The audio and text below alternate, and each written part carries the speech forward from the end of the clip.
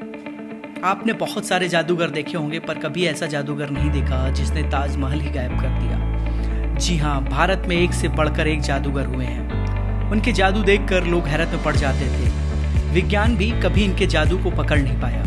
भारत में ऐसे हजारों मदारी हैं जो चौराहों और सड़कों पर जादू बताकर अपनी रोजी रोटी कमाते हैं। मध्यकाल में इन भारतीय जादूगरों से सीखकर ही पश्चिम जगत के लोगों ने अपने देश में जादू को प्रचलित किया और उसे एक आधुनिक लुक देकर उसे स्टेज शो में बदल दिया। भारत में के लाल, मोहम्मद छैल और जादूगर आनंद जैसे सैकड़ों जादूगर हुए। उन्हीं में एक नाम पीसी सरकार का भी है। तो आइए जानते हैं पीसी सरकार के बारे में कुछ बातें। पीसी सरकार का जन्म 1913 में बंगाल में हुआ। बंगाल के जिस क्षेत्र में उनका जन्म हुआ था अब वह बांग्लादेश में आता है। 50 से 60 के दशक में अपने प्रसिद्ध शो इंद्रजाल के माध्यम से दुनिया भर के लोगों का दिल जीतने वाले बंगाल के जादूगर को सरकार कहते थे। पीसी सरकार भारत के सबसे नामी जादूगर थे।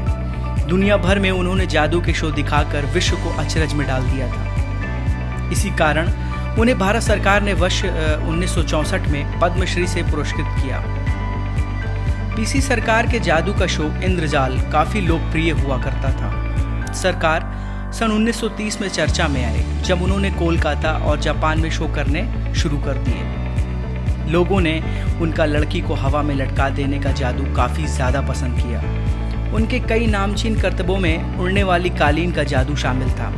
उनकी हवा में लड़कियों को उड़ाने वाली ट्रिक काफ़ी मशहूर थी। पीसी सरकार भी अपने परिवार में जादूगरी का करतब दिखाने वाली 7वीं पीढ़ी के सदस्य थे। 6 जनवरी सन 1971 में जापान में एक शो करते समय 58 साल की उम्र में दिल का दौरा पड़ने से जादूगर पीसी सरकार की मौत हो गई।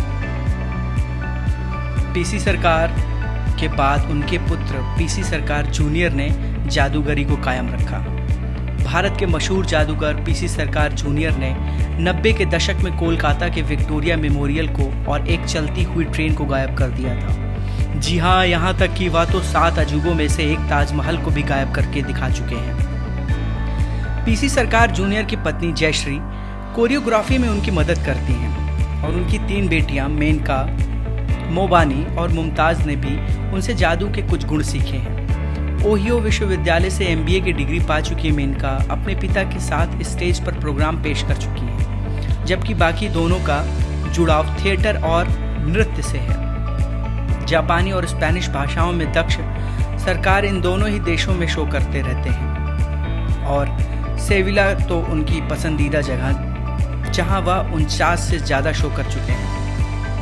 सरकार के शो को दर्शक कितना पसंद करते हैं इसका अंदाज़ा इसी से लगाया जा सकता है कि हर साल सरकार 400 शो करते हैं और इनमें से सारे के सारे हाउसफुल रहते हैं।